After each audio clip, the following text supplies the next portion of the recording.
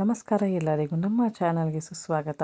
ಇಂದಿನ ಬ್ಲಾಗಲ್ಲಿ ನಾವು ತುಮಕೂರಿನಿಂದ ಮಂತ್ರಾಲಯ, ಅಲ್ಲಿಂದ ಶ್ರೀಶೈಲಂಗೆ ಸುಮಾರು 55 ಕಿಲೋಮೀಟರ್ ಆಗುತ್ತದೆ. ಅದ್ಭುತ ದಿವ್ಯ ಯಾತ್ರೆಗೆ ಹೊರಟಿದ್ದೇವೆ. ಅದು ಒನ್ ವೇನೇ ಆಗುತ್ತೆ. ನಿಮಗೆ ತುಂಬ ಚೆನ್ನಾಗಿದೆ ಮಾತ್ರ.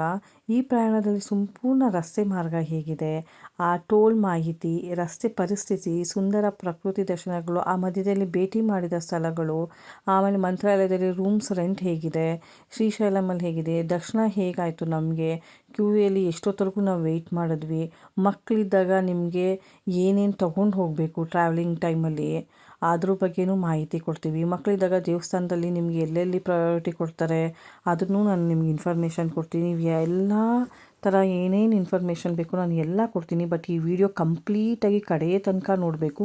ನಿಮಗೆ ನಿಜ ಯೂಸ್ಫುಲ್ ಆಗೋ ಇನ್ಫಾರ್ಮೇಷನ್ಸ್ ಅಂತೂ ನಾನು ಕೊಡ್ತೀನಿ. ನಿಮ್ಗೆ ಇದೇ ಥರ ವೀಡಿಯೋಸ್ ಬೇಕು ಅಂತ ಹೇಳಿದ್ರೆ ನನ್ನ ಚಾನಲ್ನ ಸಬ್ಸ್ಕ್ರೈಬ್ ಮಾಡ್ಕೊಳ್ಳಿ.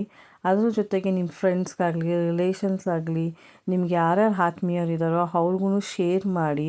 ಅದ್ರ ಜೊತೆಗೆ ಒಂದು ಲೈಕ್ ಬರಲಿ ಒಂದು ವೀಡಿಯೋಗೆ. ಈವನ್ ಇದು ನನ್ನ ಫಸ್ಟ್ ವೀಡಿಯೋ ಆಗಿದೆ. ಅದ್ರ ಜೊತೆಗೆ ಬೆಲ್ ಐಕಾನ್ ಮೇಲೆ ಕ್ಲಿಕ್ ಮಾಡಿ. ನೀವು ನಮ್ಗೆ ದಯವಿಟ್ಟು ಸಪೋರ್ಟ್ ಮಾಡಿ. ನಾವು ಇಲ್ಲಿಂದ ಮಂತ್ರಾಲಯದಕ್ಕೆ ಹೋಗ್ತಾ ಇದ್ದೀವಿ. ಆನ್ ದಿ ವೇ ತುಂಬ ಚೆನ್ನಾಗಿದೆ. ಬೆಟ್ಟ ಗುಡ್ಡ ಎಲ್ಲ ತುಂಬ ಇದಾಗಿತ್ತು. ನಾನು ತುಂಬ ಎಷ್ಟು ಖುಷಿ ಆಯಿತು ಅಂತ ಹೇಳಿದ್ರೆ ನನ್ನ ಮಕ್ಕಳಂತೂ ಫುಲ್ ಎಕ್ಸೈಟ್ ಆಗಿದ್ದರು. ಅಯ್ಯೋ ಹೋಗಬೇಕು ಹೋಗಬೇಕು ಅಂದರೆ ನಾವು ಆ್ಯಕ್ಚುಲಿ ಸಂಡೇ ಮಾರ್ನಿಂಗ್ ಬಿಟ್ಟಿದ್ದು ನಾವು ಅಲ್ಲಿಗೆ ಹೋಗೋಣ ಅಂತ ಹೇಳಿಬಿಟ್ಟು. ಯಾಕಂದರೆ ಕ್ರೌಡ್ ಕಮ್ಮಿ ಇರುತ್ತೆ ಅನ್ನೋದು ನಮ್ಮ ಫೀಲಿಂಗು. ತುಂಬ ನನಗಂತೂ ಚಿಕ್ಕ ಮಗು ಇದೆ, ಅವ್ರಿಗೆ ಕಷ್ಟ ಆಗುತ್ತೆ ಅಂತ ಹೇಳ್ಬಿಟ್ಟು ನಾವು ಸಂಡೇ ಮಾರ್ನಿಂಗೇ ಬಿಟ್ವಿ. ಹೋಗ್ತಾ ಹೋಗ್ತಾ ಹೋಗ್ತಾ ಮಕ್ಕಳು ಅಷ್ಟೇ ಫುಲ್ಲು ಬೇಜಾರು ಆಗೋಗೋಯ್ತು. ಯಾಕಂದರೆ ಲಾಂಗ್ ಟ್ರಾವೆಲಿಂಗ್ ಅಂತ ಅನ್ನಿಸ್ಬಿಡ್ತು. ಬಟ್ ಇನ್ ಬಿಟ್ವೀನಲ್ಲಿಗೆ ಟಾಯ್ಸ್ ಅಂತೆ ಅದು ಇದು ಎಲ್ಲ ತೊಗೊಂಡೋಗಿದೆ. ಬಟ್ ಎಂಜಾಯ್ ಮಾಡಿದ್ರು. ಯಾವಾಗ ನಾವು ಮಂತ್ರಾಲಯಕ್ಕೆ ಇನ್ನಾದವು heavy traffic, full traffic jam ಅಂತಲೇ ಹೇಳ್ಬೋದು. ನನಗೆ ಒಂದು ನಿಮಿಷ ಭಯನೇ ಆಗೋಯ್ತು. ಇದೇನಪ್ಪ ಸಂಡೇ ಬಂದ್ರೂ ಮಂತ್ರಾಲಯದಲ್ಲಿ ಇಷ್ಟೊಂದು ಟ್ರಾಫಿಕ್ ಇದೆಯಲ್ಲ, ರಾಯರ ದರ್ಶನಕ್ಕೆ ಹೆಂಗೆ ಮಾಡೋದು ನಾವು ಅಂತ ಅಂದ್ಕೊಂಡು ಯೋಚನೆ ಮಾಡ್ತಾಯಿದ್ವಿ. ನನ್ನ ಹಸ್ಬೆಂಡ್ ಒಂದು ಪ್ಲ್ಯಾನ್ ಹೇಳಿದ್ರು, ಹೋಗಿ ರೂಮ್ ಮಾಡ್ಕೊಂಡು ರೆಸ್ಟ್ ಮಾಡಿಬಿಡೋಣ, ಈವ್ನಿಂಗ್ ನೋಡೋಣ ಕಮ್ಮಿ ಆಗಿರ್ಬೋದೇನೋ ಅಂತ ಅಂದರು. ಬಟ್ ಅದೇ ಪ್ಲ್ಯಾನ್ ಪ್ರಕಾರ ನಾವು ರೂಮ್ಸ್ಗೆ ಹೋದ್ವಿ, ಆರಾಮಾಗಿ ರೆಸ್ಟ್ ಮಾಡಿದ್ವಿ. ರೆಸ್ಟ್ ಮಾಡಿದ್ಮೇಲೆ ಸಂಜೆ ದರ್ಶನಕ್ಕೆ ಅಂತ ಬಂದ್ವಿ. ನಾನು ಈಗ ಒಂದು ವಿಡಿಯೋ ತೋರಿಸ್ತಾ ಇದ್ದೀನಿ. ಇದು ಮಂತ್ರಾಲಯದ್ದು ಹಳೆ ವಿಡಿಯೋ ಅಂತಲೇ ಹೇಳ್ಬೋದು. ಇದು ನಾನು ಮಂತ್ರಾಲಯದ ಫಸ್ಟ್ ಟೈಮ್ ನಾನು ವಿಸಿಟ್ ಮಾಡಿದಾಗ ಈ ಥರ ಇತ್ತು. ರಾಯರದು ಇದಿತ್ತು ಅಲ್ಲಿ. ನಾನು ಈ ಸತಿ ಹೋದಾಗ ನೋಡಿ ಅದಿಲ್ವಲ್ಲ ಅಂತ ಹೇಳ್ಬಿಟ್ಟು ಯೋಚನೆ ಮಾಡ್ತಾಯಿದ್ದೀನಿ. ಬಟ್ ಆ ಸ್ಟ್ಯಾಚು ತೆಗೆದುಬಿಟ್ಟಿದ್ದಾರೆ ಅವರು. ನನಗೆ ಅದೇನು ಅಂತ ನನಗೆ ನೋಡಿದಾಗ ಡಿಫ್ರೆನ್ಸ್ ಅಂತ ಅನ್ನಿಸ್ತು. ಬಟ್ ಆದರೆ ಎಲ್ಲೋ ಒಂದು ಕಡೆ ರಾಯರು ನೋಡೋಕ್ಕೆ ಬಂದಿದ್ದೀನಲ್ಲ, ಅದು ಆಫ್ಟರ್ ನಾನು 5 to 6 ಇಯರ್ಸ್ ಆದಮೇಲೆ ನಾನು ಮಠಕ್ಕೆ ಹೋಗಿದ್ದು. ಇನ್ ಬಿಟ್ವೀನ್ ನನಗೆ ಹೋಗೋಕ್ಕೆ ಟೈಮೇ ಆಗ್ತಿರ್ಲಿಲ್ಲ. ಈವನ್ ನನ್ನ ಮಗಳು ಬೇರೆ ಹುಟ್ಟಿದ್ಲು ಚಿಕ್ಕವಳು. ಹಾಗಾಗಿ ನನಗೆ ಯಾವುದಕ್ಕೆ ರೀತಿ ಟೈಮ್ ಇರಲಿಲ್ಲ. ಅದಾದಮೇಲೆ ಈ ಸತಿ ಮಠಕ್ಕೆ ಹೋದಾಗಲಂತೂ ನಂಗೆ ತುಂಬ ಇಷ್ಟ ಆಗಿದ್ದು ಅಂತ ಅಂದರೆ ಎಷ್ಟು ಕ್ರೌಡ್ ಇದೆ ಅನ್ನೋದು ನೀವೇ ನೋಡ್ತಾ ಇದ್ದೀರಾ ಅಲ್ಲಿ ವಿಡಿಯೋಸಲ್ಲಿ. ಅದು ಎಷ್ಟು ಚೆನ್ನಾಗಿ ಹಾಕಿದ್ದಾರೆ ಅಂದರೆ ಬಿಸಿಲು ಬೀಳಬಾರ್ದು. ಆಮೇಲೆ ರೂಮ್ಸ್ ಪ್ರಾಬ್ಲಮ್ ಇದೆ, ಸಿಕ್ಕಾಬಟ್ಟೆ ರೂಮ್ಸ್ ಎಲ್ಲೂ ಸಿಗ್ತಾ ಇಲ್ಲ ಅನ್ನೋದಕ್ಕೆ ಜನ ಮಲ್ಕೊಳ್ಳಿ ಅಂತಲೇ ಎಲ್ಲ ಕಡೆಗಳು ಶೆಡ್ ಥರ ಹಾಕಿದ್ದಾರೆ. ನಾನು ಹೋಗಬೇಕಾದ್ರೆ ರಾಯರು ಫಸ್ಟು ಹೋಗಬೇಕಾದ್ರೆ ಕೆಳಗಡೆ ದೇವಸ್ಥಾನ ಇದೆ, ಗ್ರಾಮ ದೇವತೆದು. ಫಸ್ಟು ಬಿಚ್ಚಾಲಮ್ಮ ಅಂತ ಹೇಳಿ ಫಸ್ಟು ಆ ದೇವರಿಗೆ ಕೈ ಮುಗಿದು ಅದಾದಮೇಲೆ ನಾನು ಮಂತ್ರಾಲಯ ರಾಯರು ದರ್ಶನಕ್ಕೆ ಅಂತ ಹೇಳಿ ಮಂತ್ರಾಲಯದಲ್ಲಿ ದೇವಸ್ಥಾನದ ಒಳಗಡೆ ಹೋಗಿದ್ದು. ಫಸ್ಟು ನೀರ ಹತ್ರ ಹೋದೆ. ಬಟ್ ನೀರ ಹತ್ರ ಮಾತ್ರ ತುಂಬ ಗಲೀಜು ಮಾಡಿಬಿಟ್ಟಿದ್ದಾರೆ ಜನ. ಎಲ್ಲ ಬಟ್ಟೆ ಎಲ್ಲ ಬಿಟ್ಟು ಎಲ್ಲ ಅದನ್ನೊಂದು ಸ್ವಲ್ಪ ನೀವು ಬರ್ತೀರಾ ದೇವಸ್ಥಾನಕ್ಕೆ, ಬಟ್ ಅದ್ರ ನೀಟ್ನೆಸ್ ಮೇಂಟೈನ್ ಮಾಡಿ. ಎಲ್ಲ ಆ ಥರ ಗಬ್ಬಾಗಿ ಮಾಡಿಕೊಂಡ್ರೆ ನಮಗೇ ಅಲ್ವಾ ಪ್ರಾಬ್ಲಮ್ಮು. ದೇವಸ್ಥಾನದವ್ರು ಎಷ್ಟು ಅಂತ ಅವರೂ ಕ್ಲೀನ್ ಮಾಡಬೇಕು, ಎಲ್ಲ ಮಾಡೋದಕ್ಕೆ ಅವ್ರಿಗೂ ಕಷ್ಟ ಆಗುತ್ತೆ. ಸ್ವಲ್ಪ ನೀಟ್ನೆಸ್ನ ನಾವು ಮೇಂಟೈನ್ ಮಾಡಬೇಕು ಅಂತ ನಾನು ಅಂದ್ಕೊತೀನಿ. ಇಲ್ಲಂತೂ ಹೋಗಿದ್ದ ಕೂಡಲೇ ಎಷ್ಟು ಚೆನ್ನಾಗಿ ಅಂತ ಹೇಳಿದ್ರೆ ಇದಂತೂ ರಥ ಎಳೆಯೋದಂತೂ ತುಂಬ ಚೆನ್ನಾಗಿತ್ತು, ಬೆಳ್ಳಿದು. ಅದ್ರ ಮೇಲೆ ದೇವ್ರನ್ನ ಕೂರಿಸ್ಬಿಟ್ಟು ಆನೆ ಇದರಲ್ಲಿ ಎಷ್ಟು ಚೆನ್ನಾಗಿ ಎಳಿತಾರೆ. ಅದನ್ನಂತೂ ನನ್ನ ಕಣ್ಣು ತುಂಬ ನೋಡಿದೆ ಕುತ್ಕೊಂಡು. ಆಲ್ಮೋಸ್ಟ್ ನಾನು 6:30 7 o'clock ಟೆಂಪಲ್ ರೀಚ್ ಆಗಿದ್ದು. 8:30 9ವರೆಗೂ ಅಲ್ಲೇ ಕುತ್ಕೊಂಡು ಅದನ್ನೇ ನೋಡ್ತಾ ಇದ್ವಿ. ತುಂಬ ಸಿಕ್ಕಾಪಟ್ಟೆ ಖುಷಿ ಆಯಿತು. ಏನಪ್ಪ ಇಷ್ಟು ದೇವ್ರನ್ನ ನಾವು ಹತ್ರದಿಂದ ನೋಡ್ತಾ ಇದ್ದೀನಲ್ಲ, ಅದು ಆಫ್ಟರ್ ಎ ಲಾಂಗ್ ಟೈಮ್. ನನಗೆ ಹೋಗೋಕ್ಕಾಗ್ದಂಗೆ ಇವಾಗ ಕರೆಸ್ಕೊಂಡ್ರಲ್ಲ ದೇವರು ಅಂತ ಅಂದ್ಕೊಂಡೆ. ಬಟ್ ತುಂಬ ತುಂಬ ಖುಷಿ ಆಯಿತು. ಬಟ್ ಏನು ಸ್ಪೆಷಲ್ ಅಂತ ಹೋಗಿದ್ವಿ ಅಂತ ಅಂದರೆ ನಮ್ಮದು 10 years ಆ್ಯನಿವರ್ಸರಿ ಸೆಲೆಬ್ರೇಷನ್ ಅಂತ ಅಂದ್ಕೊಂಡಿದ್ವಿ. ಬಟ್ ಎಲ್ಲೂ ಹೋಗೋದು ಬೇಡ, ಮಠಕ್ಕೆ ಹೋಗ್ಬಿಟ್ಟು ಬರೋಣ, ರಾಘವೇಂದ್ರ ಮಠಕ್ಕೆ. ನಮಗೆ ಅದೊಂದೇ ಸಾಕು, ಅವರೊಬ್ಬರು ಬ್ಲೆಸ್ಸಿಂಗ್ಸ್ ಇದ್ದರೆ ಸಾಕು ಅಂತ ಅಂದ್ಕೊಂಡು ನಾವು ಅಲ್ಲಿ ಪ್ಲ್ಯಾನ್ ಮಾಡಿಕೊಂಡು ಅಲ್ಲಿಗೆ ಹೋದ್ವಿ. ನಮಗೆ ಎಷ್ಟು ಖುಷಿ ಆಯಿತು ಅಂತ ಹೇಳಿದ್ರೆ ಮಠದಲ್ಲಿ ಏನೋ ಒಂಥರ ನನಗಂತೂ ಎಷ್ಟು ಕಣ್ಣು ತುಂಬ ಅಷ್ಟು ನೋಡಿಕೊಂಡು ಆರಾಮಾಗಿ ಶಾಂತವಾಗಿ ಈ ನೆಮ್ಮದಿಯಿಂದ ದೇವಸ್ಥಾನದಲ್ಲಿ ಕೂತ್ಕೊಂಡ್ವಿ. ಅದಾದಮೇಲೆ ಕ್ರೌಡ್ ಅಂತೂ ಹೇಳಂಗೆ ಇಲ್ಲ. ನಾವು ಎಷ್ಟು ಯಾವತ್ತೇ ಹೋದರೂ ಇಷ್ಟೇ ಕ್ರೌಡ್ ಇರುತ್ತೆ ಅಂತ ಅನ್ನಿಸ್ತು. ನಾವೇನು ಮಾಡಿದ್ವಿ, ಆಯಿತು ಅಂತ ಹೇಳಿ ದೇವ್ರ ಪ್ರಸಾದ ಅಲ್ಲೇ ಕೊಡ್ತಾಯಿದ್ರು. ಆರಾಮಾಗಿ ಅಚ್ಚುಕಟ್ಟಾಗಿ ನಾನು ನನ್ನ ಮಕ್ಕಳು ಎಲ್ಲ ತಿಂದ್ಕೊಂಡು ನೆಮ್ಮದಿಯಿಂದ ರೂಮಿಗೆ ಬಂದ್ವಿ. ರೂಮ್ ರೆಂಟು ಅಷ್ಟೇ, ಮಕ್ಕಳಿದ್ದಾರೆ ಅಂತ ಹೇಳಿದ್ರೆ ನಿಮಗೆ ನಾನು ಮಾಡಿದ್ದಿದ್ದು ರೂಮು ಆಲ್ಮೋಸ್ಟ್ 800 to 900 ರುಪೀಸ್ ಆಗಿತ್ತು ಅಷ್ಟೇ. ತುಂಬ ಕಾಸ್ಟ್ಲಿದು ಇರಲಿಲ್ಲ. ಬಟ್ ಅವ್ರು ಏನಂತ ಹೇಳಿದ್ರು, ಬಿಸಿನೀರು ಒಂದು ಬರೋದಿಲ್ಲಮ್ಮ, ಮಿಕ್ಕಿದೆಲ್ಲ ನಾವು ಬ್ಲ್ಯಾಂಕೆಟ್ಸ್ ಎಲ್ಲ ಪ್ರೊವೈಡ್ ಮಾಡ್ತೀವಿ ಅಂತ ಅಂದರು. ಓಕೆ, ಬಿಸಿನೀರು ಅಂತ ಅದೊಂದೇ ಒಂದು ಅಷ್ಟೇ ಅಲ್ವಾ ಅಂತ ಹೇಳಿಬಿಟ್ಟು ನಾನು ಕಾಂಪ್ರಮೈಸ್ ಆದೆ. ಅದಾದಮೇಲೆ ನೆಕ್ಸ್ಟು ನನಗೆ ಹೊರಗಡೆ ಬಂದರೆ ಲೈಟ್ ಅರೇಂಜ್ಮೆಂಟ್ ಹೆಂಗಿದೆ ಅಂತ ಅಂದರೆ, ಮಠದಲ್ಲಿ ಈ ಥರ ಲೈಟ್ ಅರೇಂಜ್ಮೆಂಟ್ ನೋಡಿಬಿಟ್ಟು ನನಗಂತೂ ಸಿಕ್ಕಾಪಟ್ಟೆ ಖುಷಿಯಾಯಿತು. ಫುಲ್ಲು ಮಕ್ಕಳು ಇಬ್ಬರೂ ತುಂಬ ಎಕ್ಸೈಟ್ ಆಗಿಬಿಟ್ಟು ಎಷ್ಟು ಚೆನ್ನಾಗಿ ಎಂಜಾಯ್ ಮಾಡಿದ್ರು ಅಂತ ಅಂದ್ರೂ. ತುಂಬ ಚೆನ್ನಾಗಿದೆ ಲೈಟ್ ಅರೇಂಜ್ಮೆಂಟನ್ನು.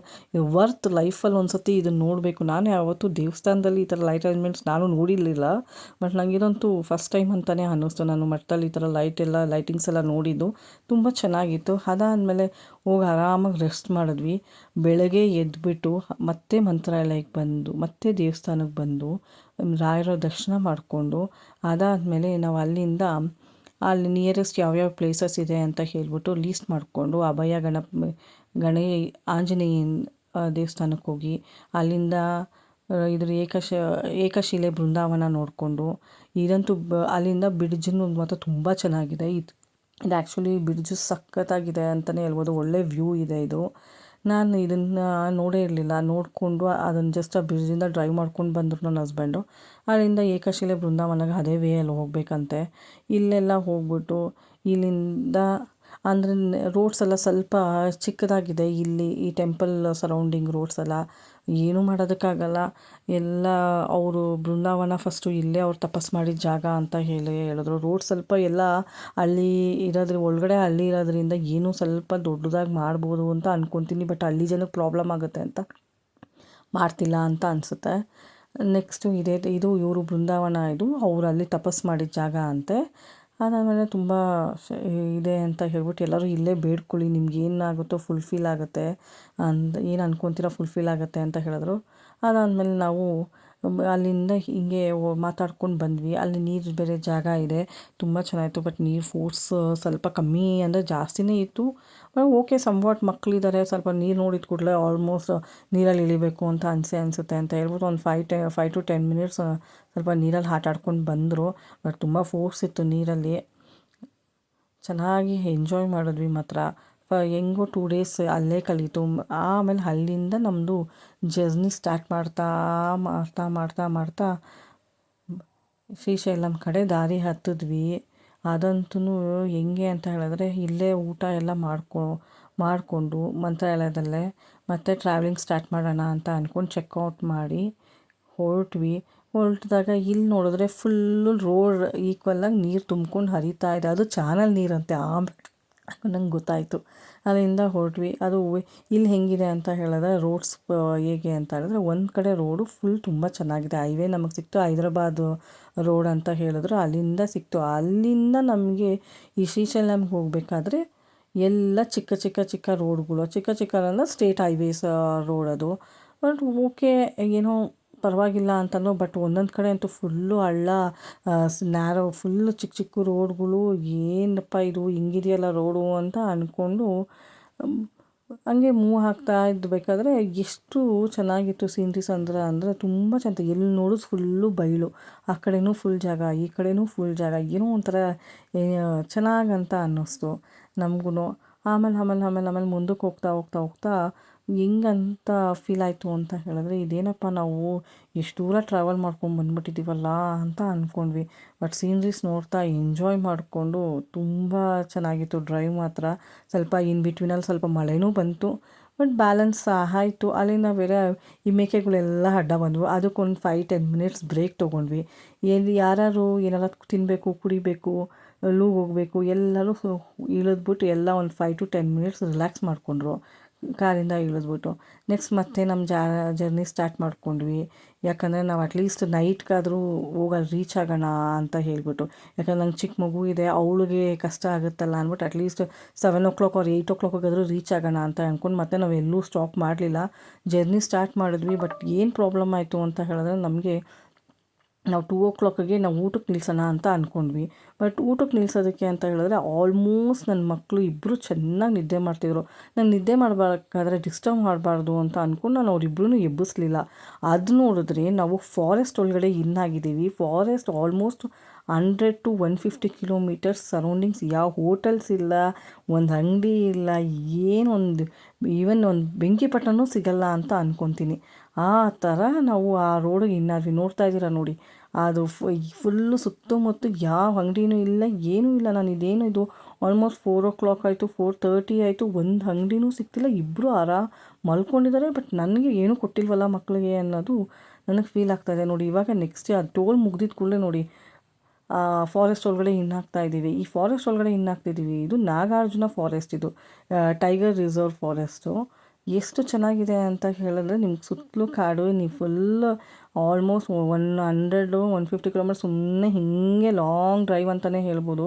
ಫುಲ್ಲು ಡ್ರೈವ್ ಮಾಡ್ಕೊಂಡು ಹೋಗ್ತೇವೆ. ಒಂದು ಸ್ನ್ಯಾಕ್ಸಲ್ಲಿ ಏನಿಲ್ಲ. ನಾನು ಅಂದ್ಕೊತಾನೆ ಇದ್ದೀನಿ, ಮಕ್ಕಳು ಎದ್ರೆ ಹಸ್ವು ಅಂತಂದರೆ ಏನು ಕೊಡೋದು ಅಂತ ನಾನು. ಬಟ್ ಆಲ್ಟರ್ನೇಟಿವ್ ಆಗಿ ಫ್ರೂಟ್ಸು, ಅವ್ರಿಗೆ ಸ್ನ್ಯಾಕ್ಸು ಎಲ್ಲ ಇಟ್ಕೊಂಡಿದ್ದೆ. ನಾನು ಇಟ್ಕೊಂಡಂಗೆ ಏನು ಹೋಗಿರಲಿಲ್ಲ, ಎಲ್ಲ ತೊಗೊಂಡಿದ್ದೆ.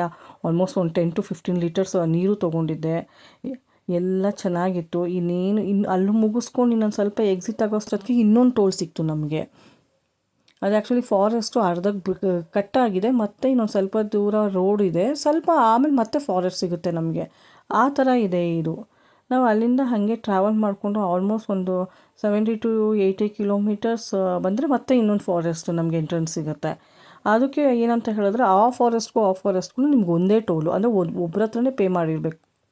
ಈ ಕಡೆ ಇನ್ನಾಗಬೇಕಾದ್ರೆ ನೀವೇನು ಪೇ ಮಾಡಿರ್ತೀವೋ ನೀವು ಈಗ ಆ ಕಡೆ ಹೋಗ್ಬೇಕಾದ್ರೂ ಅವರು ಅದೇ ಟೋಲ್ ತೊಗೊತಾರೆ. ನಿಮಗೇನು ಅವಾಗ ಎಕ್ಸ್ಟ್ರಾ ಏನು ಪೇ ಮಾಡಬೇಕು ಅನ್ನಂಗಿಲ್ಲ. ಆದಮೇಲೆ ಇನ್ನೊಂದು ಫಾರೆಸ್ಟ್ಗೆ ಇನ್ನಾಗಬೇಕಿತ್ತು. ಬಟ್ ಒಂದೇ ಟೋಲ್ ಅವರು ಎಂಟ್ರೆನ್ಸ್ ಫೀ ತೊಗೊತಾರೆ ನಮಗೆ. ಪದೇ ಪದೇ ಅಲ್ಲಿ ಇಲ್ಲಿ ಬೇರೆ ಬೇರೆ ಏನಿಲ್ಲ, ಒಂದೇ ಟೋಲಲ್ಲಿ 2 ಕಡೆನೂ ಹೋಗ್ಬೋದು. ಬಟ್ ಏನು ಕೊಟ್ಟಿರ್ತಾರೋ ಆ ರೆಸಿಪ್ಟು ನಾವು ಕ್ಲೀನಾಗಿ ಇಟ್ಕೊಬೇಕು. ನೋಡಿ, ಇವಾಗ ಇನ್ನೊಂದು ಇದ್ರ ಒಳಗಡೆ ಇನ್ನಾಗ್ತಾ ಇದ್ದೀವಿ. ಈ ರೆಸಿಪ್ಟ್ ಏನಿದೆಯೋ ನಾವು ಕ್ಲೀನಾಗಿ ಎಂಟ್ರೆನ್ಸ್ ರೆಸಿಪ್ಟ್ ಕ್ಲೀನಾಗಿ ಇಟ್ಕೊ, ಅಲ್ಲಿರೋ ತೋರಿಸಿ ಇಲ್ಲಿ ತೋರಿಸಿದ್ರೆ ಅವರು ನಮಗೆ ಅಲೋ ಮಾಡ್ತಾರೆ. ನೋ ಎಕ್ಸ್ಟ್ರಾ ಟೋಲ್ ಏನು ನಮಗೇನು ಇದು ಮಾಡಲ್ಲ. ಬಟ್ ಏನಂತ ಹೇಳಿದ್ರೆ ನಮ್ಮ ಕರ್ನಾಟಕದವ್ರ ಗಾಡಿನೇ ಜಾಸ್ತಿ ಅಲ್ಲಿ. ಆಲ್ಮೋಸ್ಟ್ ಕರ್ನಾಟಕದಿಂದ ಬಂದಿರೋದೇ ಕೆ ಎ ಎಲ್ಲ ಕಡೆಯೂ ಅದೇ ಇದೆ. ನಾನು ಅದನ್ನೇ ಅನ್ಕೊತಿದ್ದೆ, ನಮ್ಮ ಕರ್ನಾಟಕದವ್ರಿಗೆ ಇಷ್ಟೊಂದು ಕ್ರೇಜ್ ಆ ಟ್ರಾವೆಲಿಂಗ್ ಅಂತ ಅಂದ್ಬಿಟ್ಟು. ನಾನೆಲ್ಲೋ ನನಗೊಬ್ಳಿಗೆ ಕ್ರೇಜ್ ಇದೆ ಅಂದ್ಕೊಂಡಿದ್ದೆ. ಬಟ್ ಇಲ್ಲ, ಬಟ್ ಎಲ್ಲರಿಗೂ ಕ್ರೇಜ್ ಇದೆ ಸಿಕ್ಕಾಪಟ್ಟೆ. ನಾವು ಇವಾಗ ಜಸ್ಟು ಅಂದರೆ ನಾನು 6-7 ಅಂತ ಅಂದ್ಕೊಂಡಿದ್ದೆ. ಬಟ್ ಇಲ್ಲ, ನಾವು ಆಲ್ಮೋಸ್ಟ್ ಒಂದು 6 ನಾವು ಅಲ್ಲಿ ರೀಚ್ ಆದ್ವಿ. ಇನ್ನೂ ಬೆಳಕಿದ್ದಂಗೆ ರೀಚ್ ಆದ್ವಿ ನಾವು ಶ್ರೀಶೈಲಂಗೆ. ಯಾಕಂದರೆ ನಾನು ಕತ್ಲಾಗೋಕ್ಕಿಂತ ಮುಂಚೆ ರೀಚ್ ಆಗಬೇಕು ಅಂದ್ಕೊಂಡಿದ್ವಿ. ಬಟ್ ಇಲ್ಲೂ ಅಷ್ಟೇ ಬಂದಿದ್ದ ಕೂಡಲೇ ಏನೋ ಒಂಥರ ಪಾಸಿಟಿವ್ ವೈಬ್ಸ್, ಏನು ತುಂಬ ಒಂಥರ ಖುಷಿ ಅಂತ ಅನ್ನಿಸ್ತು. ಯಾಕಂದರೆ ತುಂಬ ಹಳೆಯ ದೇವಸ್ಥಾನ, ಕೃಷ್ಣದೇವರಾಯ ಆ ಟೈಮಲ್ಲಿ ಕನ್ಸ್ಟ್ರಕ್ಟ್ ಆಗಿದ್ದ ದೇವಸ್ಥಾನ. ಬಟ್ ಅಲ್ಲಿ ಕನ್ನಡನೂ ಮಾತಾಡೋರು ಮತ್ತು ತೆಲುಗುನೂ ಮಾತಾಡೋರು. ಯಾಕಂದರೆ ಅವ್ರ ಪೀರಿಯಡಲ್ಲಿ ಎರಡೂ ಮಾತಾಡ್ತಿದ್ರಂತೆ. ಅದಕ್ಕೋಸ್ಕರ ಇವಾಗಲೂ ಅದನ್ನು ಫಾಲೋ ಮಾಡ್ತಾರೆ. ಬಟ್ ಸ್ವಲ್ಪ ಅಂದರೆ ಈಗಿನ ಜನ್ರೇಷನ್ನು ಸ್ವಲ್ಪ ತೆಲುಗುನೇ ಇನ್ಫ್ಲೂಯೆನ್ಸ್ ಆಗಿದ್ದಾರೆ, ಸ್ವಲ್ಪ ಕನ್ನಡ ಅಷ್ಟು ಬರೋದಿಲ್ಲ. ಬಟ್ ಓಕೆ, ಸಮ್ವಾಟ್ ಬ್ಯಾಲೆನ್ಸಬಲ್ ಅಂತ ಅನ್ನಿಸ್ತು. ನಮಗೆ ರೂಮ್ಸ್ ಮಾತ್ರ ಇಲ್ಲಿ ಏನಾಯಿತು ಅಂತ ಹೇಳಿದ್ರೆ ಎಲ್ಲ ಕಡೆಗೂ ನಾವು ವಿಚಾರ ಮಾಡಿದ್ವಿ. ಬಟ್ ರೂಮ್ಸ್ ಎಲ್ಲೂ ಇಲ್ಲ, ಇಲ್ಲಿ ಆಲ್ರೆಡಿ ಫಿಲ್ ಆಗಿದೆ. 1 ಕಿಲೋಮೀಟರ್ ಮುಂದೆ ಹೋಗಿ ನಿಮಗೆ ಪಾತಾಳ ಗಂಗೆ ಅಂತ ಹೇಳ್ಬಿಟ್ಟು ಅಲ್ಲೊಂದು ಇದಿದೆ ರೂಮ್ಸು, ಗೆಸ್ಟ್ ಹೌಸು. ಅಲ್ಲಿ ಹೋಗಿ ಟ್ರೈ ಮಾಡಿ, ಪಾತಾಳೇಶ್ವರ ಅಂತ ಹೇಳ್ಬಿಟ್ಟು ಅಂದ್ವಿ. ಆಲ್ಮೋಸ್ಟ್ ಅಲ್ಲಿ ರೀಚ್ ಆದ್ವಿ. ರೂಮ್ಸು ಸಿಕ್ತು ನಮಗೆ. ಇದಂತೂ ಟೆಂಪಲ್ ಒಳಗಡೆ ಇನ್ನಾಗಿದ್ದ ಕೂಡಲೇ ಜ್ಯೋತಿರ್ಲಿಂಗ ಇದು. ಬೆಳಗ್ಗೆ ನೈಟ್ ಹೋದ್ವಿ. ಬಟ್ ನೈಟ್ ಏನಾಯಿತು ಅಂತಂದರೆ ನನ್ನ ಮೊಬೈಲ್ಸ್ ಎಲ್ಲ ತೊಗೊಂಡೋಗ್ಬಿಟ್ಟಿದ್ದೆ. ಬಟ್ ಅಲೋ ಇಲ್ಲ ಅಂತ ಹೇಳಿ ನಮಗೆ ಬಿಡಲಿಲ್ಲ ದೇವಸ್ಥಾನದ ಒಳಗಡೆ. ಆಮೇಲೆ ನಾನೇನು ಮಾಡಿದೆ, ಓಕೆ ನೈಟು ಆಗೋದಿಲ್ಲ, ತುಂಬ ಕ್ರೌಡು ಇತ್ತು ಅಂತ ಹೇಳಿ, ಅದು ಅಮಾವಾಸ್ಯೆ ಬೇರೆ ಇತ್ತು ಅವತ್ತು, ಸಿಕ್ಕಾಪಟ್ಟೆ ಜನ ಇದ್ದಾರೆ ಅಂತೇಳಿ ಬೆಳಗ್ಗೆ ಎದ್ಬಿಟ್ಟು ಬಂದ್ವಿ. ಬೆಳಗ್ಗೆ ಮಾತ್ರ ಮಗು ಇದೆ ಅನ್ನೋ ರೀಸನ್ಗೆ ನಮಗೆ ಈವನ್ ಬೇಗನೆ ಬಿಟ್ಬಿಟ್ರು ದರ್ಶನಕ್ಕೆ. ಇದು ಹೇಗಿದೆ ದೇವಸ್ಥಾನ ಅಂತ ಹೇಳಿದ್ರೆ ಸುತ್ತಲೂ ನೀರು ನೋಡಿ. ಆ ಕಡೆ ಟೆಂಪಲ್ಲು, ಈ ಕಡೆ ಫುಲ್ಲು ನೀರಿದೆ. ಅದಾದಮೇಲೆ ಅಲ್ಲಿ ದರ್ಶನ ಮುಗಿಸ್ಕೊಂಡು ನಾವು ಅಲ್ಲೇ ಪ್ರಸಾದನೂ ಕೊಟ್ಟರು, ಪುಳಿಯೋಗರೆ ಏನೋ ತಿಂದ್ಕೊಂಡು ನಾವು ಮುಂದೆ ಬಂದ್ವಿ. ಅಲ್ಲಿ ನೋಡಿದ್ರೆ ಎಷ್ಟು ಚೆನ್ನಾಗಿದೆ ಅಂತ ಹೇಳಿದ್ರೆ ದೋಸೆ ತೊಗೊಂಡ್ವಿ. ದೋಸೆ ಅಂದರೆ ಅಲ್ಲಿ ಖಾರ ದೋಸೆ ಬೇಕಾ ಇಲ್ಲ ಪ್ಲೇನ್ ದೋಸೆ ಬೇಕಾ ಅಂತ ಅಂದರು. ನಾನೇನೋ ಖಾರ ಅಂದರೆ ಸ್ವಲ್ಪ ಖಾರ ಇರುತ್ತೆ ಅಂತ ಅಂದರೆ ಹೆವಿ ಖಾರ ನನ್ನ ಲೈಫಲ್ಲಿ ಅಷ್ಟು ಖಾರ ನಾನು ತಿಂದೋಳೇ ಅಲ್ಲ. ತಿಂಡಿ ಎಲ್ಲ ಮುಗಿಸ್ಕೊಂಡು ನೆಕ್ಸ್ಟು ಪಾತಾಳ ಗಂಗೆ ದೇವಸ್ಥಾನಕ್ಕೆ ಹೋಗೋಣ ಅಂತ ಅಂದ್ಬಿಟ್ಟು ನಾವು ಕೇಬಲ್ ಕಾರಲ್ಲಿ ಹತ್ತಿದ್ವಿ. ಕೇಬಲ್ ಕಾರ್ ಒಂಥರ ಎಷ್ಟು ಒಂಥರ ಎಕ್ಸೈಟೆಡ್ ಆಗಿದೆ ಅಂತ ಹೇಳಿದ್ರೆ ನನಗಂತೂ ಸಿಕ್ಕಾಪಟ್ಟೆ ಖುಷಿಯಾಗೋಯ್ತು. ನಾನು ಯಾವತ್ತೂ ನಾನು ಕೇಬಲ್ ಕಾರಲ್ಲಿ ಹತ್ತೇ ಇಲ್ಲ. ಫಸ್ಟ್ ಟೈಮು ವ್ಯೂ ನೋಡೋಕ್ಕೆ ಅಂತ ಹೇಳಿಬಿಟ್ಟು ಹತ್ತಿದ್ವಿ. ಸಿಕ್ಕಾಪಟ್ಟೆ ಚೆನ್ನಾಗಿತ್ತು ವ್ಯೂ.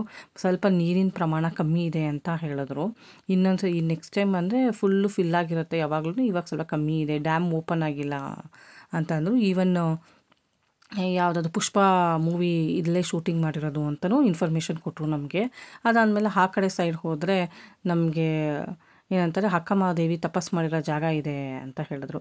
ಬಟ್ ಅದಕ್ಕೆ ಹೋಗೋದಕ್ಕೆ ನಮ್ಮ ಕೈಲಿ ಆಗಲಿಲ್ಲ. ಅದು ಆ್ಯಕ್ಚುಲಿ ಹಿಂದಿನ ದಿನವೇ ರಿಸರ್ವ್ ಮಾಡಬೇಕಿತ್ತಂತೆ ಅಲ್ಲಿ ಸೀಟ್ಸ್ನ. ನಮಗೆ ಹಿಂದಿನ ದಿನ ನಂಗೆ ಐಡಿಯಾ ಇರಲಿಲ್ಲ ರಿಸರ್ವೇಷನ್ ಮಾಡಿಸ್ಬೇಕು ಅಂತ ಹೇಳಿ. ಹೋಗಿ ಹೆಸರು ಬರ್ಸ್ಬಿಟ್ಟು ಬಂದರೆ ನಮಗೆ ನೆಕ್ಸ್ಟ್ ಡೇ ಅಲೋ ಮಾಡ್ತೀನಿ ಅಂದರು. ಬಟ್ ಆಗಲಿಲ್ಲ. ಬಟ್ ಸಮ್ವಾಟ್ ನಾವು ಇದೇ ಚೆನ್ನಾಗಿತ್ತು, ಎಂಜಾಯಬಲ್ ಅಂತ ಅಂದ್ಕೊಂಡು 40 ರುಪೀಸ್ ಪರ್ ಹೆಡ್ ಇತ್ತು. 80 ರುಪೀಸ್ ಪೇ ಮಾಡಿದ್ವಿ. 2 ವೇವ್ಸ್ ಕರ್ಕೊಂಡು ಹೋಗೋಕ್ಕೆ ಕರ್ಕೊಂಬರೋದಕ್ಕೆ ಎರಡಕ್ಕೂ ಇದಾಯಿತು. ವ್ಯೂ ಮಾತ್ರ ತುಂಬ ಚೆನ್ನಾಗಿತ್ತು, ಮಾತ್ರ ಎಂಜಾಯ್ ಮಾಡ್ಕೊಂಡ್ವಿ. ನಮಗೆ ಶ್ರೀಶೈಲಮಲ್ಲಿ ಊಟ ಸಿಗಲಿಲ್ಲ ಅಲ್ಲಿ ದೇವಸ್ಥಾನದ್ದು. ಯಾಕಂದರೆ ಅದು 11 ಗಂಟೆ 12 ಗಂಟೆ ಮೇಲೆ ಕೊಡ್ತಾರೆ ಅಂದಿದ್ದು. ಯಾಕಂದ್ರೆ ನನಗೆ ಟೈಮ್ ಬೇರೆ ಆಗುತ್ತೆ, ಯಾಕಂದ್ರೆ ನೈಟು ಟ್ರಾವೆಲ್ ಮಾಡೋಕ್ಕಾಗಲ್ಲ ಮಕ್ಕಳು ಹಿಡ್ಕೊಂಡು ಅಂತ ಹೇಳಿಬಿಟ್ಟು ನಾವು ತುಮಕೂರಿಗೆ ಹೋಗೋಣ ಅಂತ ಹೇಳಿ ಪ್ಲ್ಯಾನ್ ಮಾಡ್ಕೊಂಡು ಬೇಗ ಚೆಕ್ಔಟ್ ಮಾಡಿ ನಾವು ಜಸ್ಟ್ ರಿಟರ್ನ್ ಬಂದುಬಿಡೋಣ ತುಮಕೂರಿಗೆ ಅಂತ ಹೇಳಿ ಟ್ರಾವೆಲ್ ಮಾಡೋಕ್ಕೆ ಸ್ಟಾರ್ಟ್ ಮಾಡ್ತಾಯಿದ್ವಿ. ನೋಡಿ ನಾವು ತುಮಕೂರು ರೀಚ್ ಆಗೋಷ್ಟೊತ್ತಿಗೆ ಹೆಂಗಿತ್ತು ಕ್ಲೈಮೇಟ್ ಅಂತ ಅಂದರೆ, ಆ ಕಡೆ ಕತ್ತಲು ಈ ಕಡೆ ಬೆಳಕು, ಆ ಎರಡೂ ಮಧ್ಯೆ ನಮ್ಮ ಟ್ರಾವೆಲಿಂಗ್ ಮುಗೀತು. Thank you for